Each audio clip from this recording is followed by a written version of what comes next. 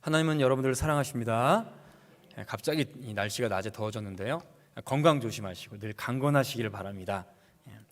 오늘 우리가 함께 보는 신명기 2장부터는 본격적으로 모세가 지난 40년 동안을 회고하고 하나님의 말씀을 다시 전달하는 이 내용들이 담겨 있습니다.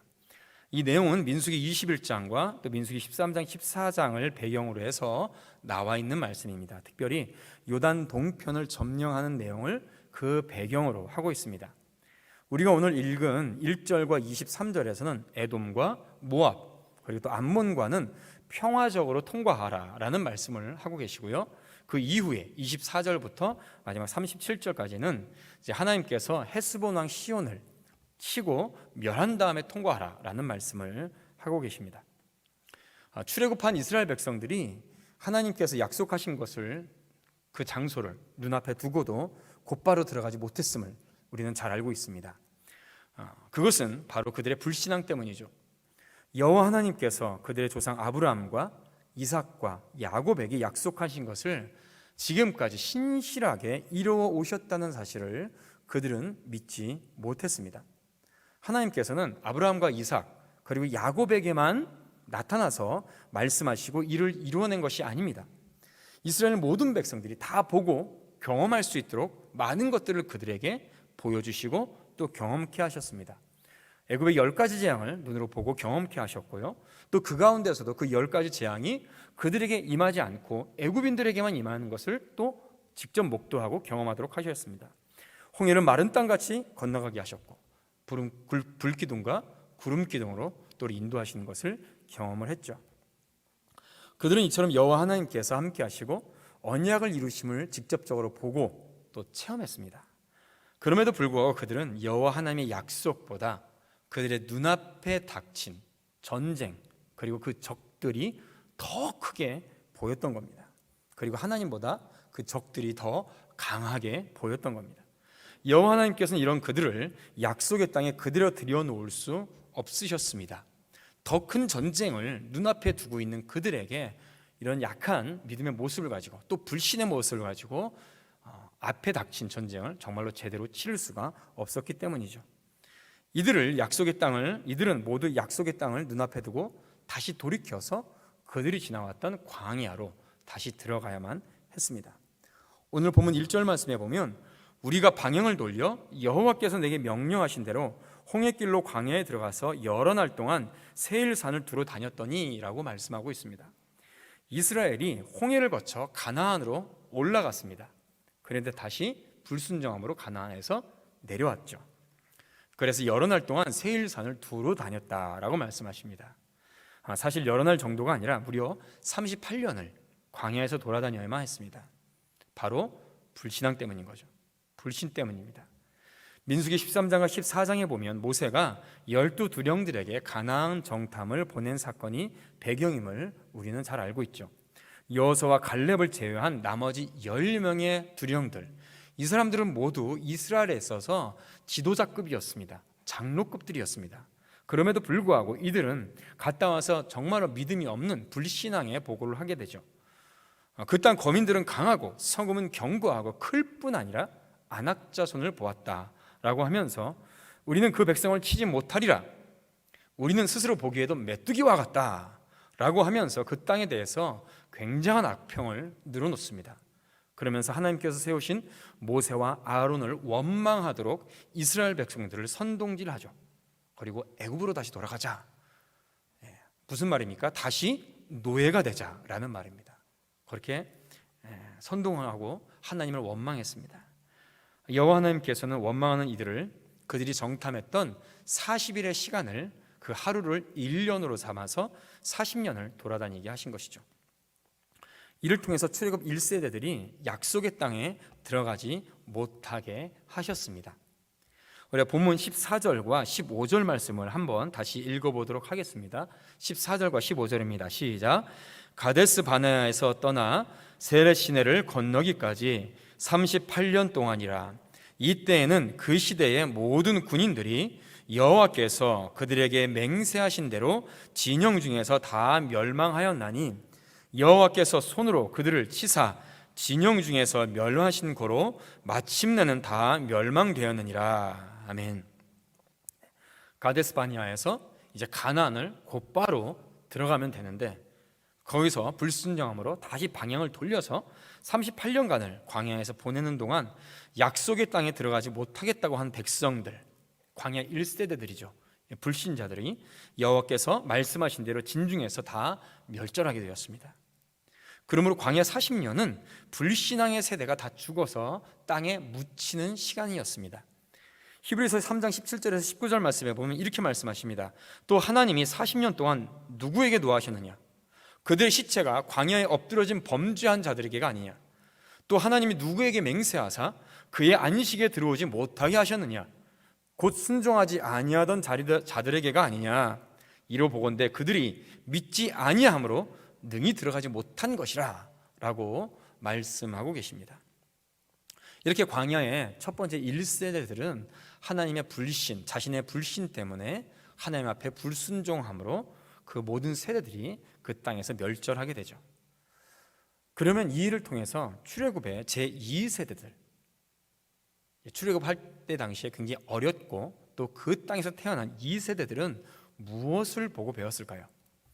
그것은 하나님의 약속에 대한 신실함, 그리고 자신들이 그 신실함에 대한 순종함을 배울 수밖에 없었을 것입니다. 이 사건을 신약에서는, 히브리서에서는 이렇게 해석합니다. 히브리서 4장 1절과 2절 말씀을 함께 읽어보도록 하겠습니다. 앞에 띄었으니 우리 같이 읽어보도록 하죠. 시작. 그러므로 우리는 두려워할지니 그의 안식에 들어갈 약속이 남아있을지라도 너희 중에는 혹 이르지 못할 자가 있을까 함이라. 그들과 같이 우리도 복음 전함을 받은 자이나 들은 바 그 말씀이 그들에게 유익하지 못한 것은 듣는 자가 믿음과 결부시키지 아니함이라. 아멘. 하나님의 약속의 말씀을 들었으나 무엇과 결부시키지 못해서요? 자신의 믿음과 결부시키지 못했기 때문에 그 안식처에, 가나안 땅에 들어가지 못했다라고 말씀하고 계십니다. 그러므로 오늘날 복음을 믿지 못하면 우리도 이와 같습니다. 하나님께서 약속해 주셨고 하나님께서 사명을 부여 주셨고 또 그 크신 은혜로 말미암아 지금까지 인도해 주셨음을 직접 보고 경험하고 느꼈고 살았음에도 불구하고 앞에 적들과 앞에 문제들 때문에 우리가 그 하나님의 말씀에 믿음으로 부합하지 못한다면 우리도 똑같다라고 말씀하고 계시는 것이죠. 이제 오늘 본문 3절 말씀에 보면 이렇게 다시금 이렇게 돌아선 광야 2세대들에게 하나님께서 다시 이스라엘 백성들에게 명하십니다. 너희가 이 산을 두루 행한 지 오래니 돌이켜 북으로 나아가라. 돌이켜 북으로 나아가라. 이 말씀은 다시 가나안을 향해서 전진하라 라는 말씀입니다. 사실 이 말씀은 이미 38년 전에 이스라엘 백성들에게 해주신 말씀입니다. 그러나 그때는 불신앙 안에서 들어가지 못했습니다. 다시 그 모든 세대가 지나고 다시 그들이 가나안 땅에 놓여 있을 때, 그 앞을 보고 있을 때 하나님께서 이 말씀을 다시 지워 주시는 것이죠. 그러므로 하나님의 말씀은 그 말씀을 받은 사람이 사라지더라도 하나님께서 성취하십니다. 우리의 인생은 아무리 거대한 꿈을 가졌고 아무리 원대한 꿈을 가졌다고 할지라도 그 꿈을 가진 사람이 죽어버리거나 사라져버리면 그 꿈이, 그 비전이 사라지는 경우들이 허다합니다. 사라지거나 왜곡되거나 아니면 잘못되거나 다른 방향으로 흘러가죠. 그러나 하나님의 말씀은 사람이, 그때 당시 짊어진 사람이 사라지더라도 다른 방편으로 다른 또 사람들을 통해서 하나님은 반드시 이루신다는 것입니다. 1.1획도 틀림없이 다 이루어지는 것이죠. 그러므로 중요한 것은 우리는 하나님 말씀을 따라 살고 그 말씀이 성취됨에 있어서 그 약속의 말씀 앞에 우리가 쓰임받는 주의 종들이 되어야 될 줄로 믿습니다. 하나님께서는 그 백성들을 통하여서, 이 시대의 그 각 백성들을 통하여서 하나님의 꿈과 비전을 이루시기를 원하십니다. 예레미야 36절 말씀에 보면 예레미야 선지자가 이제 하나님의 말씀을 대언하고 그의 제자 서기관 바룩이 받아 쓴 하나님의 말씀을 백성들에게 선포합니다. 그 백성들이 듣고 놀랍니다. 왜냐하면 그 말씀은 심판과 재앙의 말씀들이었기 때문이죠. 그러자 백성의 관원들이 듣고 왕에게 보고를 합니다. 그때 당시 왕은 여호야김 왕이었습니다. 여호야김 왕은 그 말씀을 듣고서 그 기록된 말씀을 읽는 대로 그 앞에서 칼로 잘라서 화로에 집어던져서 불에 태워버리고 맙니다. 자, 하나님의 말씀이 기록된 이 책을 불에 태운다고 해서 그 말씀이 성취되지 않을까요? 아닙니다. 하나님의 말씀은 없어지지 않습니다. 그래서 예레미야 선지자는 그와 똑같은 말씀을 그에 다시 기록합니다. 그리고 그 말씀은 완벽하게 1.2력도 틀리지 않게 성취되고 말죠. 40년 전에 이스라엘 백성들이 들어가지 못한다고, 자신의 자녀들이 다 죽게 되었다고 원망하면서 하나님 앞에 불순종하였지만, 그 죽게 되었다고 했던 자녀들이 이제 다 성장해서 이제 가나안 땅에 들어가게 된 것입니다. 지금 들어가는 사람들은 분명코 40년 전의 일을 반드시 기억하고 있을 것입니다. 물론 그 중에서 40년 전 일을 제대로 기억하지 못하는 사람들도 있을 것입니다. 굉장히 어렸을 때도 있고 또 그 일 이후에 태어난 그런 어린 사람들도 있을 것입니다. 그렇기 때문에 모세가 40년 전의 일을 다시 한번 상기시키면서 하나님의 말씀을 증거하고 계시는 것입니다. 불신의 세대가 다 죽은 후에 다시 하나님의 말씀이 주어지며 돌이켜 북으로 나아가라, 약속의 땅으로 가라라고 말씀하고 계시는 것이죠. 하나님께서 우리에게 주어진 목표가 있습니다. 광야 2세대들은 40년 동안 자신들의 선대가, 그 부모 세대가 불순종해서 죽어가는 모습을 그대로 눈으로 목격하고 있어야 됐습니다. 자신의 부모들이 하나님의 말씀에 불순종함으로 인하여서 광야에서 죽었습니다. 뱀에 물려 죽기도 하고요, 불순종해서 땅에 꺼져 죽기도 하였습니다. 여러 가지 방법으로 또 시간이 지나서 죽기도 하였습니다. 그리고 그들을 광야 땅에 그냥 묻었어야 됩니다.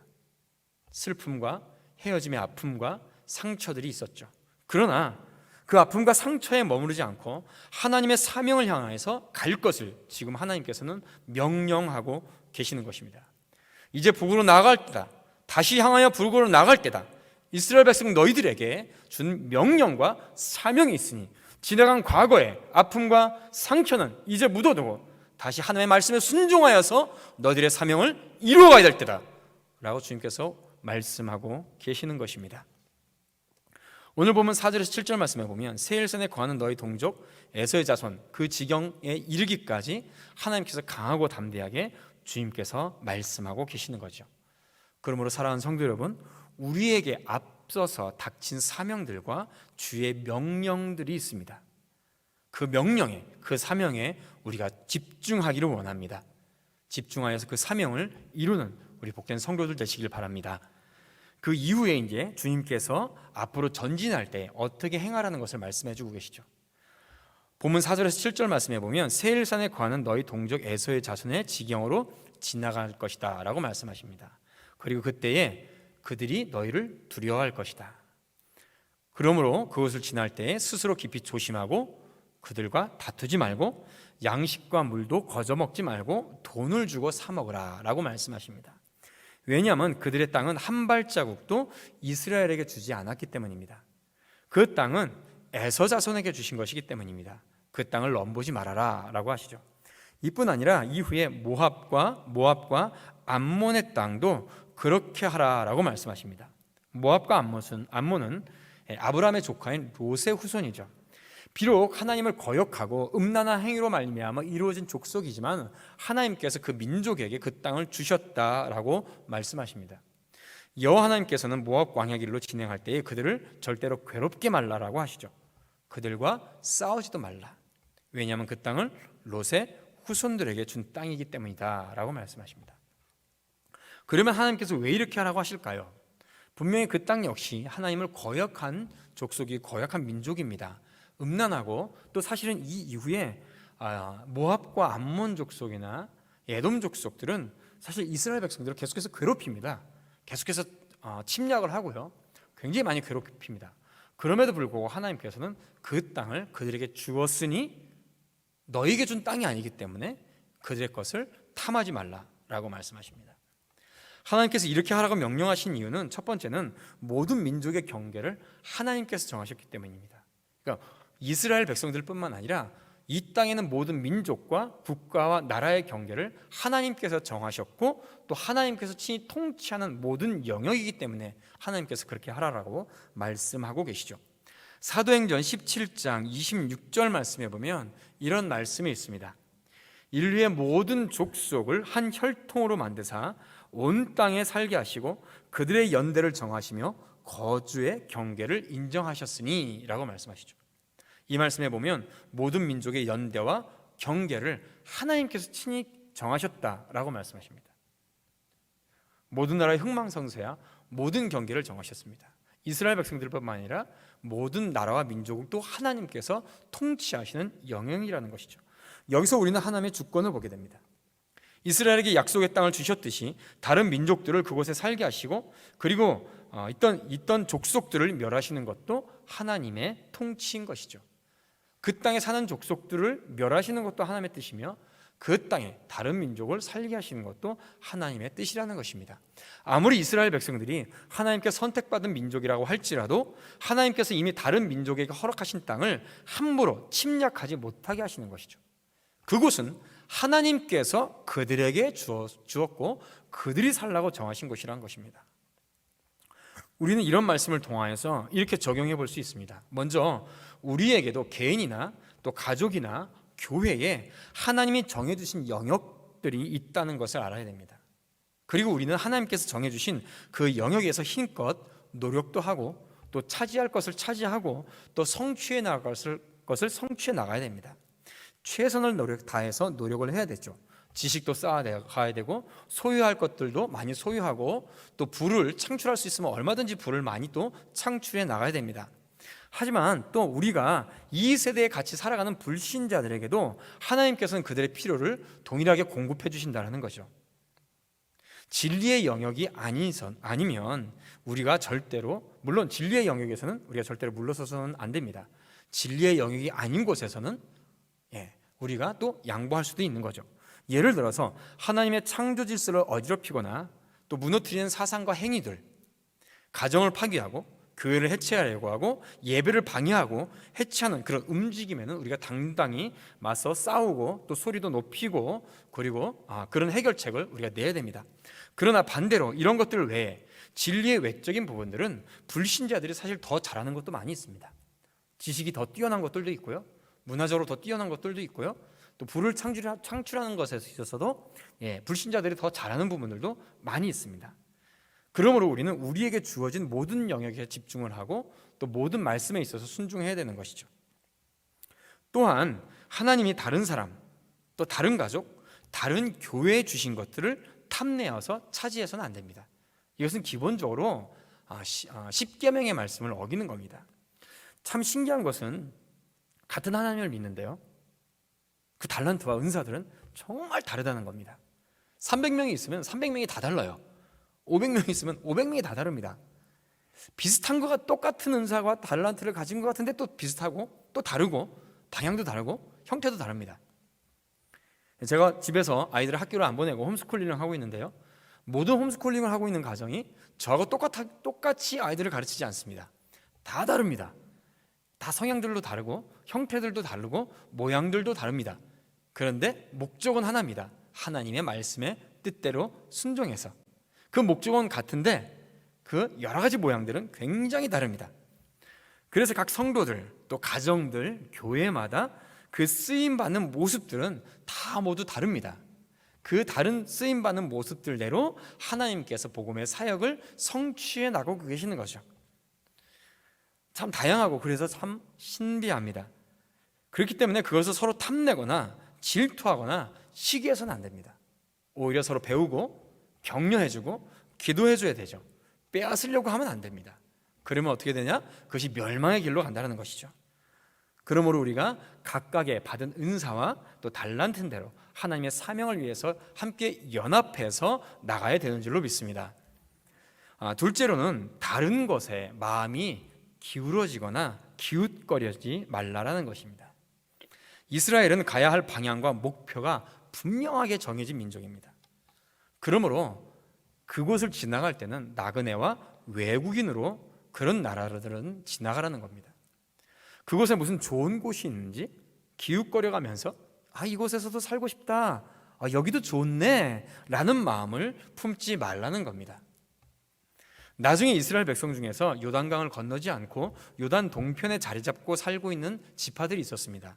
루벤 지파하고 갓 지파하고 이제 므낫세 지파 중에 절반이 요단강을 건너지 않고 요단 동편에 그대로 살기로 결정을 합니다.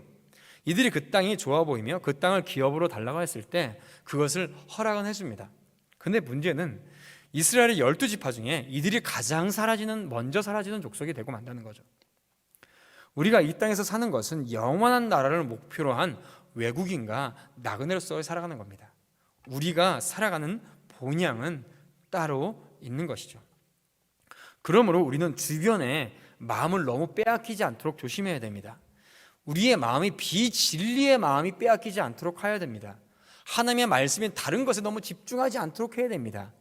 우리가 살아가는 모든 곳에서 말씀이 중심이 되고 말씀이 그 근본이 되고 말씀을 통하여서 그 모든 것들을 적용하고 해석하고 또 영향 있게 살아가야 된다는 것이죠. 돌이켜 북으로 나가라 라고 하시는 말씀은 우리에게는 다시 돌이켜서 하나님의 사명을 바라보며 간절히 사모하라 라고 말씀하고 계시는 것입니다. 우리가 마지막으로 오늘 본문 말씀 7절 말씀을 함께 마지막으로 읽어보도록 하겠습니다. 본문 7절입니다. 시작. 내 하나님 여호와께서 내가 하는 모든 일에 내게 복을 주시고 내가 이 큰 광야에 두루 다님을 알고 내 하나님 여호와께서 이 40년 동안을 너와 함께 하셨으므로 내가 부족함이 없었느니라 하시기로. 아멘. 이 말씀을 보면 이스라엘 백성이 광야 40년을 살아가는 동안 여호와께서 모든 일에 복을 주셨다라고 말씀하고 계십니다. 그 큰 광야를 두루 행하고 지나는 40년 동안 하나님께서는 부족한 것 없이 하나님의 백성들을 보살펴 주셨습니다. 매일 먹을 것을 주셨고 신발이 헤어지지 않았으며 그 옷이 헤어지지 않았습니다. 매일매일 주의 은혜 가운데 있었으며 모든 대적을 주님께서 물리쳐 주셨습니다. 하나님께서 그 어느 것 하나도 부족함 없도록 돌보아 주셨으며 모든 것들을 은혜 안에 인도하여 주셨습니다. 그리고 모든 것을 은혜 안에 인도하신 그 하나님께서 이스라엘로 하여금 돌이켜 북으로 나가라, 우리 사랑하는 성도들에게 이제 돌이켜 믿음으로 전진하라 라고 말씀하십니다. 하나님께서 우리에게 은혜를 주셔서 오늘 이 본문 말씀이 오늘날 우리에게 주시는 말씀으로 받게 해 주시기를 원합니다. 그리하여 우리가 모든 지나간 것에 있어서 소망이나 또 다른 어떤 마음을 두지 않고 앞으로 나가야 될 사명에 집중해서 하나님께서 주실 그 땅을 향하여서 돌이켜 나아가는 우리 몸된 성도들과 몸된 귀한 교회가 되기를 주님의 이름으로 축원드립니다. 기도하겠습니다. 하나님 아버지, 주의 은혜와 사랑을 감사드립니다. 지난 40년 동안 모든 것들을 은혜 안에 인도하신 주님께서 이제 돌이켜 북으로 나가라 라고 말씀하십니다. 지난 시간 동안에 우리 교회와 성도들을 사랑하셔서 그 은혜 안에 인도해 준 주님께서 이제 믿음으로 사명을 갖고 전진하여 나가라 라고 말씀하십니다. 오직 앞에 있는 사명과 하나님께 주신 것을 두고 믿음으로 일심하여서 함께 전진해 나갈 수 있는 복된 성도들 될 수 있도록 인도하여 주시옵소서. 그래야 몸된 교회와 성도들을 통하여서 이 지역과 이 나라에 다시 한번 귀한 부흥의 역사가 일어나게 하여 주시옵소서. 갑자기 더워진 날씨에 우리 사랑하는 성도들 그 건강을 돌보아 주시고 또 주일까지 만날 때까지 우리 사랑하는 성도들 강건함으로 성령 충만함으로 인도하여 주시옵소서. 감사드리며 예수님의 이름으로 기도드리옵나이다. 아멘.